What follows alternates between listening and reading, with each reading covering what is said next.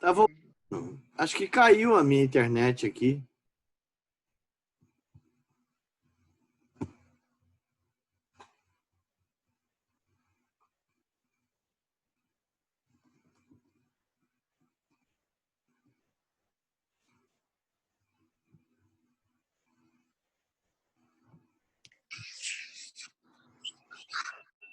Oi, pessoal. Oi. Vocês estavam na aula anterior, Bom, não, né? Quem estava? Só a Débora? eu, não, eu estava, professor. Ah, tá. A Fernanda apareceu aí. A Débora tá. Também. Muito bem. A minha internet caiu aqui, essa porcaria. Aí eu tô usando o roteador aqui do meu. Demora um pouquinho para entrar. Hã? Demorou, né? É porque tem hora que pede Ah, um pouquinho, eu tô direto. Você é doido. tá certo. Bom, a gente vai voltar na tabelinha. A Fernanda fez uma pergunta boa lá para nós. É o seguinte, deixa eu só diminuir o celular aqui. Então, eu vou compartilhar de novo a tabela, só para a gente fechar, né? Aqui.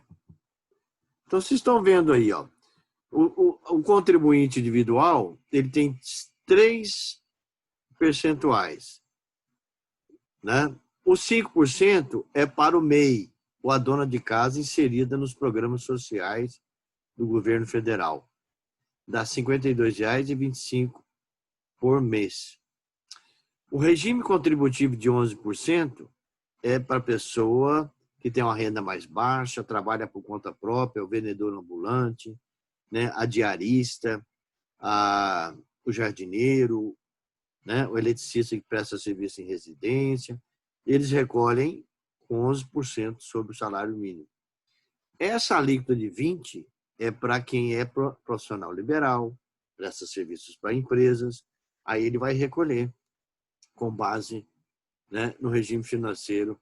Ele vai escolher, ele pode começar a recolher, né, com 20% sobre o salário mínimo, vai aumentando ao longo do período contributivo. Então, vocês estão vendo aí que a classificação, né, quem é profissional, contribuinte individual, tem 3 alíquotas contributivas. Quem entrar no regime contributivo de 11% vai ter o benefício previdenciário vinculado a um salário mínimo. Tá? Então, se você quer entrar num regime financeiro de 20, como é que fala? De 20%, você pode escolher começar a recolher com um salário mínimo, 20% sobre o salário mínimo, vai aumentando. 1.200, 1.300, 1.500, para que lá na frente, pode ser até mais rápido do que se esperava, você vai ter um benefício um pouco maior. Tá? Então, esse é um detalhe importante, você não pode esquecer, né, do regime contributivo. Tá? Foi claro aí, gente? A Fernanda, você entendeu, Fernanda, aí? Hã? Entendi, professor. Eu só... Eu tinha essa dúvida, não, onde que ele ia entrar, se era um caso especial, né? Então, ele entra nesse do contribuinte individual mesmo. Entendi. Ok. E o MEI... Essa contribuição de 11%, a pessoa tem toda a seguridade, ela está amplo ou tem alguma restrição? Bom, a única restrição que existia, que hoje não tem mais, porque o benefício ele não existe mais, é que quem optava pelo regime, quem se enquadrava, melhor dizendo, né, se enquadrava no regime contributivo de 11%, ele não teria direito à aposentadoria por tempo de contribuição. Né? Acontece que esse benefício não existe mais. Né? Ele foi extinto como regra permanente com a reforma previdenciária agora de novembro do ano passado. Então, ele não tem. Né? Então, a única restrição que existia era essa, né? Do acesso, excluir o acesso a essa modalidade que ela nem tem mais, né? Na regra permanente. Era isso. Mas, tirando essa parte, é plena a participação dele em todos os benefícios, né? Essa era a única restrição que existia. Boa pergunta sua, né? Professor, e o MEI, ele tem que fazer alguma comprovação, porque eu nunca peguei nenhum caso de alguém que fosse aposentar que tivesse contribuído como MEI.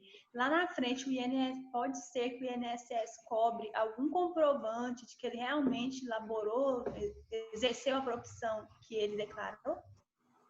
Olha, o MEI, o cadastro do MEI, ele é interligado com a Previdência. Quando você faz o cadastro seu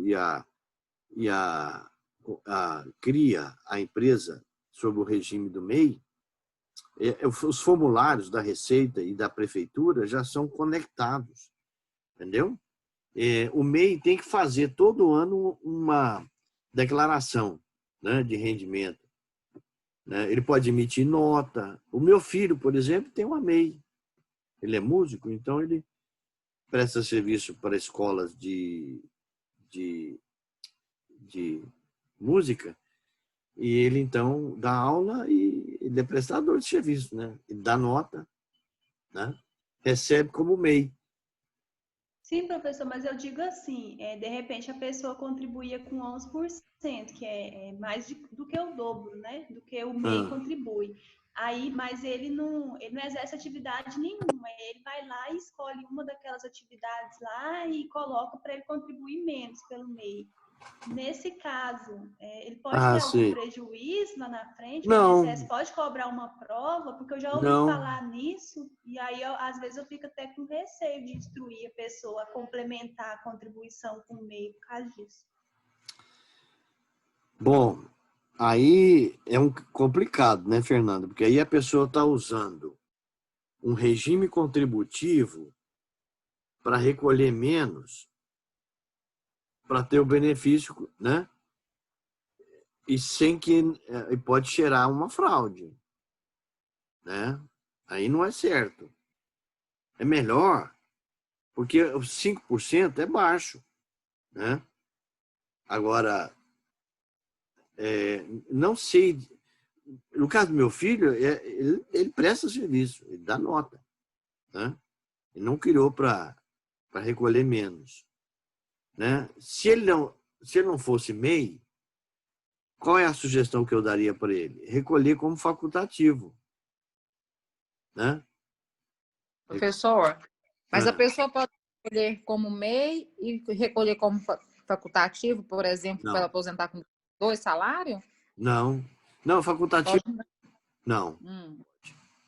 Então, eu não entendi, eu pensei que poderia. Você pode, veja bem, os regimes contributivos estão ali, e eles não são aleatórios, né? Eles são enquadrados. Nós vimos o regime do empregado, que é tranquilo, tem a tabelinha, não tem problema.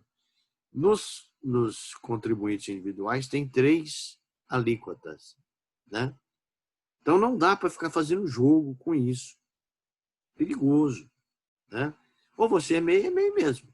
Então, meu Fernando, se a pessoa te contar falando não, é o risco que a pessoa corre, né?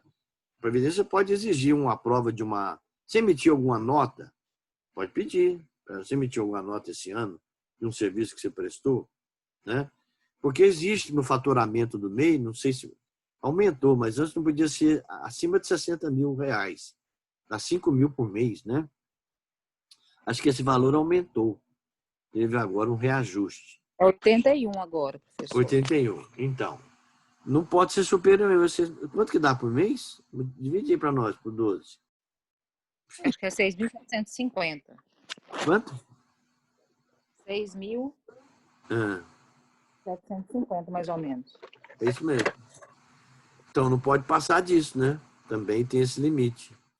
Agora, se a pessoa não tem uma nota, não deu uma nota, né? Porque tem uma cliente, por exemplo, professor, que ela era doméstica, né? Aí ela saiu do último emprego de carteira assinada e ela era para ela ter aposentado esse ano, mas aí ela caiu lá na regra de transição e ela vai conseguir aposentar só ano que vem. Aí eu fiz um MEI para ela e eu coloquei como faxineira. Ela realmente faz faxina. Só que ela não emite nota nem nada. A única maneira de provar seria chamar as pessoas que ela trabalha, que ela presta serviço para ser testemunha. Fazer uma justificação, alguma coisa. Porque eu ela enquadraria... não vai emitir nota para isso. Mas o MEI não é obrigado a tirar nota, não. Ele pode emitir o recibo e vale do mesmo. Não, é porque a Fernanda colocou da hipótese da Previdência, do INSS, solicitar coisa, né? Mas a pessoa não pode solicitar nada que a legislação não prevê, professor. Se a legislação fala que está dispensado de tirar nota, mas ela tem que ter as notas de custo do serviço, do material que ela gasta. Mas o MEI, todo ano, ele faz uma declaração para a Receita Federal. Mesmo se ela declarar zerado o faturamento, ela tem que pagar ela tem que preencher o formulário. Tem que preencher o formulário. Vamos supor que preenche 0. Não está livre, vai ter que pagar a contribuição. Do mesmo jeito. Eu sei que está. Estou dizendo assim, que essa movimentação da empresa, na condição de MEI, tem um controle da Receita. Não, sim, professor. Agora, assim, eu entendo assim. Mesmo se não tiver tido receita, a pessoa é obrigada a pagar a Seguridade Social através do DARF lá e está assegurado. Independente. A receita não está vinculada ao recolhimento, não. O que está vinculado ao recolhimento é a inscrição que a pessoa fez. Trabalhando ou não, a partir daquele momento ela é obrigada a pagar. Não, eu entendo tudo que você está falando. Mas eu não faria o que a Fernanda fez para essa senhora. Hein, Fernanda? Não sei se foi a Fernanda que falou. Para essa diarista aí, Fernanda, eu recomendaria que ela recolhesse no regime contributivo de 11%.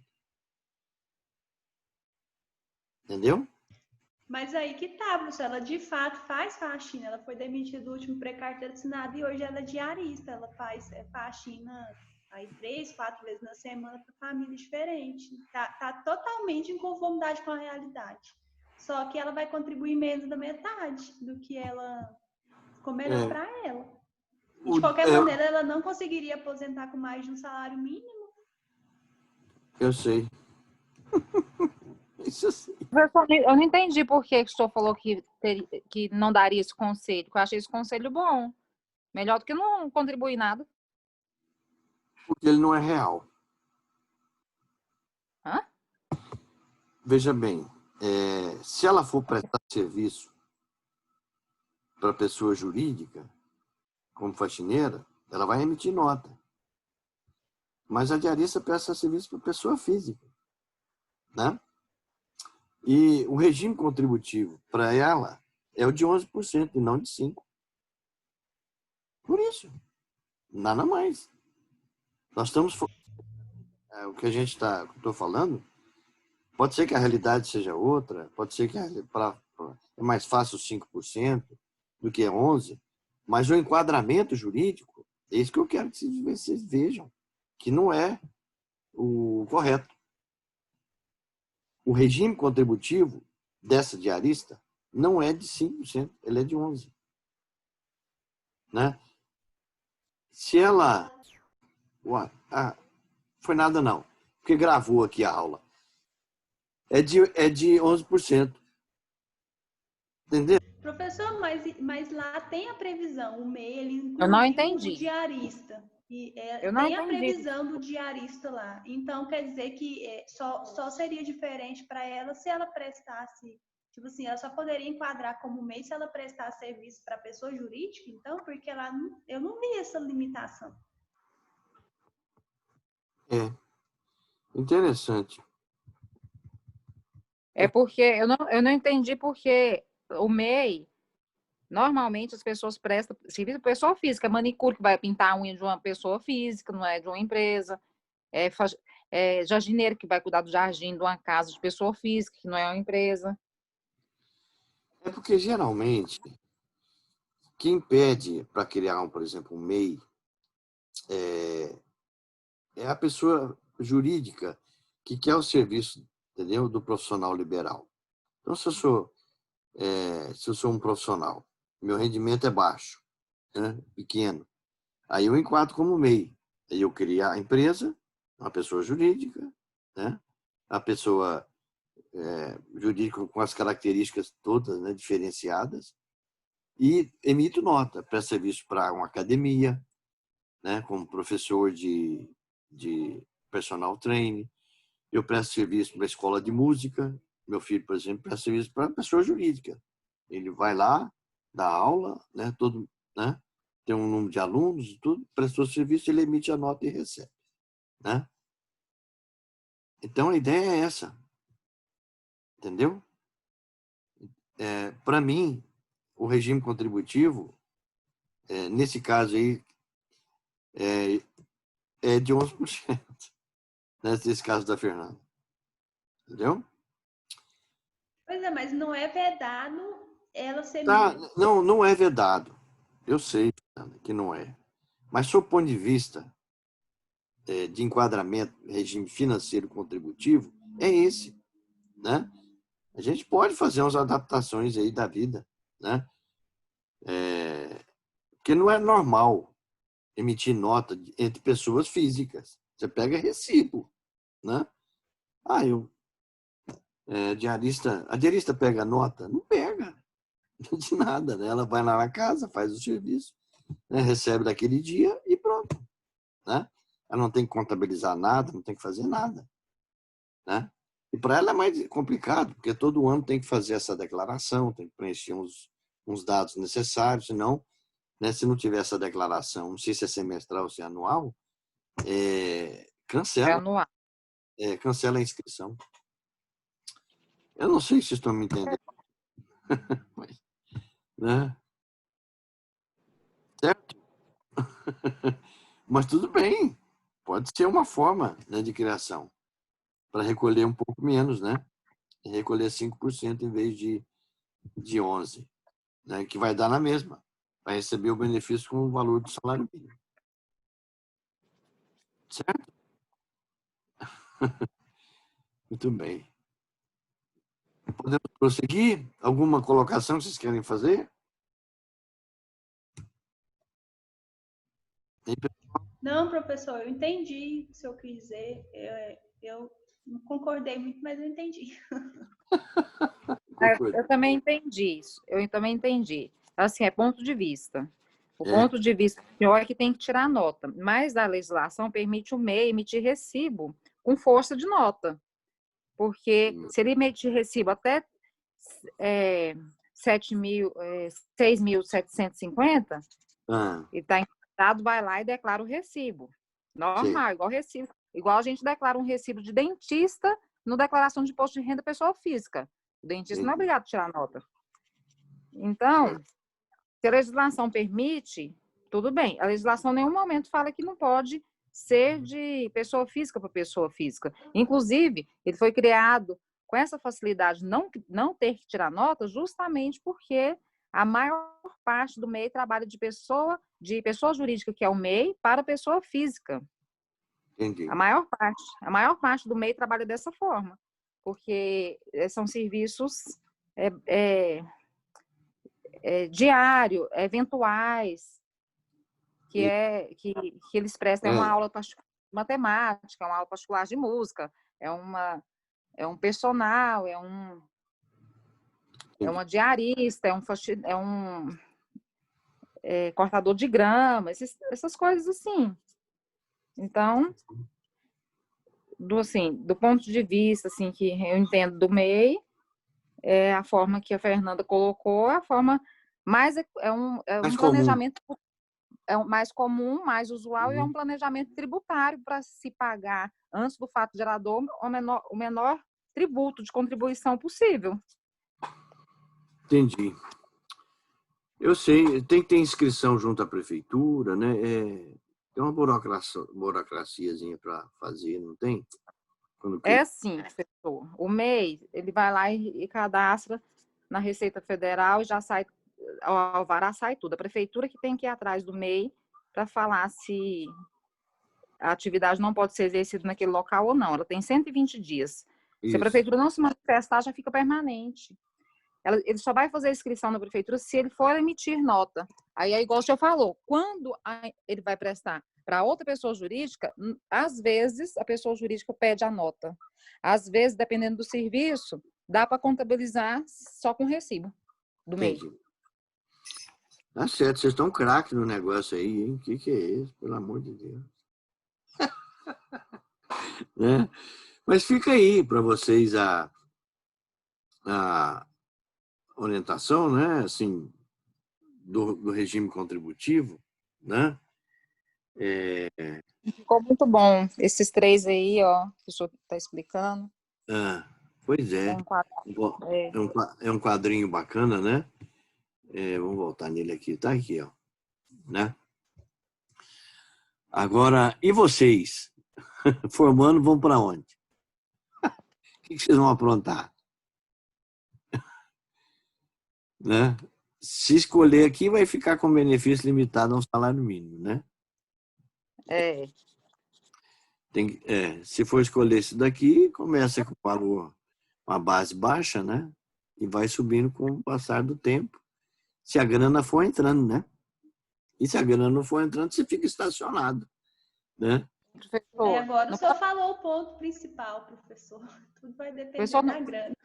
A pessoa não pode escolher esse de 11%, depois migrar sem prejuízo para esse mais baixo, para depois migrar para o mais alto, sem prejuízo no tanto que vai receber de salário por mês.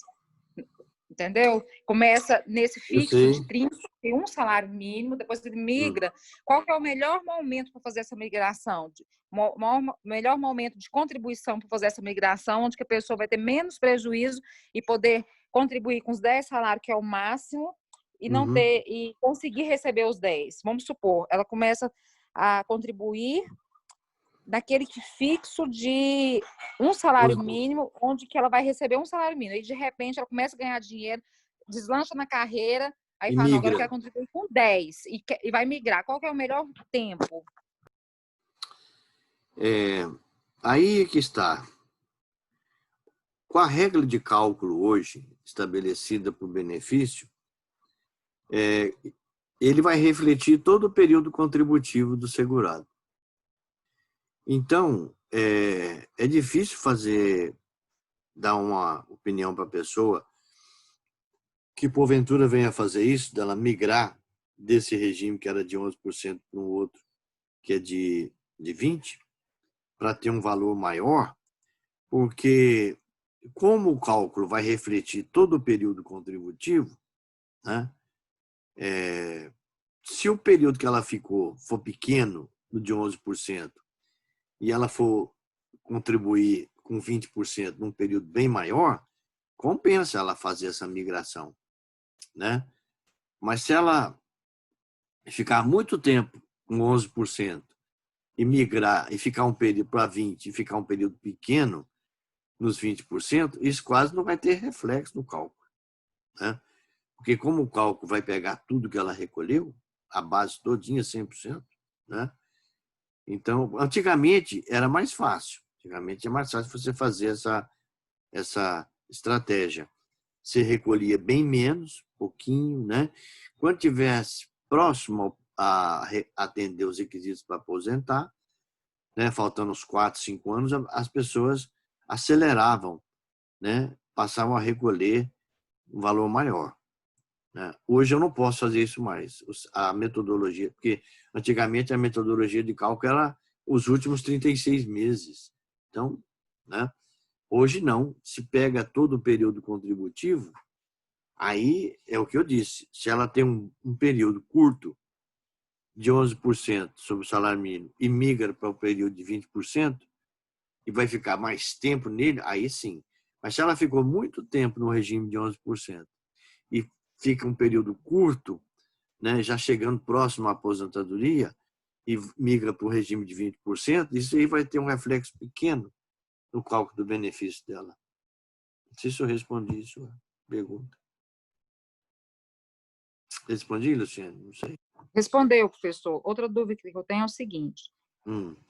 Hipoteticamente, tem uma pessoa que contribuiu lá uns 10 anos, aí ficou mais uns 10 sem contribuir. e aí agora vai voltar a contribuir. Essa lacuna aí, como que ela, se ela tem alguma influência no cálculo? Tem sim, né? Essa lacuna vai influenciar. É o seguinte, esse é um tema que a gente vai abordar depois de ver aí essa parte da classificação. Eu disse no início da aula para a Fernanda. Fernanda foi a primeira a entrar aí. Dar os parabéns para ela. E eu disse que a gente vai entrar num tema que é a chamada manutenção e perda da qualidade segurada. Essa pergunta que você fez, Luciana, encaixa perfeito com a questão da perda. Se eu tenho 10 anos de vínculo previdenciário e deixei de recolher, né? E só vou recolher depois de 10 anos, como você mencionou, eu tenho um vazio contributivo aí, né? Esses 10, eu posso recolher atrasado? Posso. Se eu provar para a Previdência, como profissional liberal, que eu trabalhei, mas não recolhi esses 10 anos, ela vai calcular para mim e eu vou recolher, para contabilizar esse tempo de contribuição, né? Agora, se eu não exerci nada, eu não posso recolher nada para trás como facultativo. Não é aceito. Aí é o seguinte, o que me resta? O que me resta é voltar a contribuir, né? Recuperar esses 10 anos que ficaram para trás, né? E preenchendo a idade e mais a carência, aí eu vou aposentar. Na hora que eu for aposentar, se eu não trabalhei, não tem como contar esse período que ficou vazio. Então, o cálculo do meu benefício pode refletir um valor mais baixo por conta disso. Se eu provar que eu trabalhei, eu só não recolhi. Ah, como que o senhor trabalhou? Não, eu trabalhei como taxista, né? Eu deixei de recolher porque eu era empregado. Trabalhei 10 anos numa empresa, fiquei 10 anos sem recolher. Mas nesses 10 anos eu estou no táxi. Estou trabalhando de taxista. O senhor tem prova? Tem. Tem inscrição na cooperativa, eu tenho, né, tem as minhas anotações todas. Né? Aí ele pode, se ele tiver um dinheirinho, então você calcula aí para mim os 10 anos que eu vou recolher isso daí. Né? Pode? Pode. Mas ele tem que provar que exerceu atividade remunerada. Tá? Se ele não provar, ele volta a recolher, né? Espera completar os requisitos para aposentar.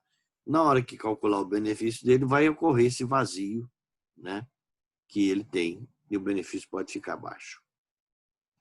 Respondi sua pergunta? Sim, é porque eu estava querendo saber se essa lacuna entrava na base de cálculo. Porque vamos supor que a pessoa recolheu por 10 salário mínimo no início lá. Aí ficou um tempo sem recolher, aí volta a recolher por 10. Então, ela não vai conseguir aposentar por 10, no caso. Não, não. A não ser que ela prove o exercício da atividade remunerada, faça o recolhimento, indenize a Previdência, né, pelo que ela deixou de recolher desse período, né? Ela pode fazer o pagamento. Bom, Aí, falar. aí esse pagamento, para aposentar, precisa de 15 anos ainda, vamos supor que seja, eu não olhei a reforma ainda.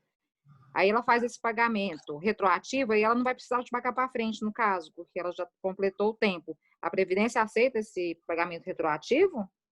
Se ela aprovar o exercício da atividade remunerada, aceita. Aí ela já sai aposentada na hora, no caso, a pessoa. Mas aí tem uma distinção aí, precisa ser feita. É porque é complicado a explicação na bucha, assim, te dar a resposta. Complicado. O tempo de contribuição, sim, perfeito. Só que eu não aposento só com tempo de contribuição. Tem a questão da carência, né? Nesse caso aí, ela aposenta. Se ela completar a idade, fizer o recolhimento desses atrasados, sim, aposenta. No princípio, sim. Entendeu? Uhum. Ela provar. Tá? Uhum. Esse é um tema interessante que a gente vai fazer uma abordagem dele espinhoso pra caramba, tá? Mas respondendo a sua pergunta, sim. Sim. Né? Ela tem que ter 20 anos hoje, homem, e mulher 15 para aposentar, né? Então, por idade. Homem é 65, mulher 62. Mas tem a regra transitória que a gente vai ver. Aí tem que ter Fala. 20 anos de contribuição. Hoje tem que ter quanto tempo de contribuição, professor? 20. Mas ainda não chegou nos 20, né, professor? Está indo gradualmente na regra de transição que o senhor vai falar. Exatamente. Eu vou falar na regra de transição, né, que eu vou mencionar uma por uma. Tá? Tá. Eu vou falar nesse tema que a Luciene já antecipou, que é exatamente esse daqui, ó. Eu vou voltar na tela de novo. A gente volta novamente. Esse aqui, ó. Bom, como a gente já viu segurados, esse é um tema espinhoso, difícil. Toda vez que vai falar nesse tema é complicado. Esse daqui, ó. Manutenção e perda da qualidade segurada. Bom, o que é isso? Primeiro eu vou falar da manutenção, né? E depois eu vou falar da perda. A pergunta da Luciene é ótima. Ela já entra num caso concreto de perda da qualidade segurada. Né? Ela já falou, a pessoa deixou de recolher por 10 anos. Então, isso quer dizer que ela perdeu a qualidade segurada. Esse é um instituto que é o coração da relação jurídica previdenciária. Por quê? Manutenção e perda. Manutenção, eu estou coberto. A perda implica em me tirar do raio de cobertura previdenciária. Eu vou falar primeiro da manutenção, depois vou falar da perda. Aí eu vou entrar nessa questão que a Luciene colocou aí. Difícil. A pergunta dela é boa. Bom, o legislador virou para o segurado e falou assim, do regime geral. Regime próprio também tem essa regulação. Olha, vocês estão vinculados à Previdência. Essa é uma relação jurídica de natureza pública, compulsória, contributiva. Vocês poderão, dentro de alguns lapsos temporais, ficarem sem contribuir. E estarão cobertos dentro desses lapsos temporais. Transcorrido esses lapsos temporais, e vocês não tomarem iniciativa de voltar a recolher, vocês vão perder a condição de segurado. Vocês vão perder o vínculo com o sistema. Né? Então, o legislador disse, o gestor e o legislador falou assim para todos nós. Então, cuidado. Aí eu vou perguntar para ele, mas quais são os prazos que você vai me dar de manutenção sem recolher para mim poder entender como é que eu programo a minha vida? Né? Se eu ficar desempregado, vou perguntar, né? Por quanto tempo eu vou ficar coberto sem contribuir pelo regime geral? Aí o legislador vai dizer, vai ficar tanto tempo. Né? Então, a manutenção é exatamente isso. É quando eu deixo de recolher e dentro de um lapso temporal eu permaneço vinculado. Esse tempo de manutenção, esses lapsos temporais, porque não é só um, né? Um tipo de tempo, tem 12 meses, 3 meses, 24 meses, 36 meses. Então vamos olhar isso daí, devagarzinho. Então ele vai ficar, não conta para nada esse tempo, mas conta para efeito de manutenção. Então, eu tenho um emprego de 20 anos, veio essa crise e a empresa me mandou embora. Né? Aí eu viro para a Fernanda, para a Luciene e falo, Luciene, o que eu faço agora? Trabalhei na empresa há 20 anos, ainda não tenho tempo para aposentar, ainda não preencho uma regra transitória, como é que eu faço? Por quanto tempo eu vou ficar coberto? Se eu morrer amanhã, se eu ficar inválido amanhã, se eu tiver uma incapacidade temporária amanhã, se for mulher, se eu ficar grávida, Eu vou ter a cobertura da Previdência? Como é que vai ficar minha família? Né? Eu não vou conseguir entrar no mercado tão rápido, porque vai demorar. Né? Aí a Fernanda e a Luciane vão falar para ele, é o seguinte, fica tranquilo. Né? Você vai ficar um período coberto. Né? Qualquer coisa que te acontecer, uma invalidez, uma incapacidade temporária, né? Se você vier a óbito, Deus o livre, mas se vier a óbito, né? Sua família vai estar coberta. Dentro de um lapso temporal. Dentro de um lapso temporal. Aí ele vai perguntar para você, então qual é né, esse lapso temporal? Aí você vai dizer para ele, olha, esse lapso temporal está previsto no artigo 15º da Lei 8.213. E você, pelo seu fato contado, período de vínculo que você tem, né, somando a forma como você, como segurado empregado, como você houve perda involuntária do emprego, você não concorreu, né, você terá 36 meses de manutenção da qualidade de segurado. Mas de onde você está tirando isso? Eu estou tirando da interpretação da lei do artigo 15º. 36 meses sem contribuição. Aí vai virar para ele, é mesmo? Mesmo. Você vai ficar 36 meses coberto, sem recolher, né? Qualquer coisa que você tiver não programado, né? Uma invalidez, a morte, incapacidade temporária, se for mulher, né? A gravidez, está coberto. Passado esse período, você tem que voltar a recolher. Senão você perde a condição de segurado. Essa é a ideia. Né?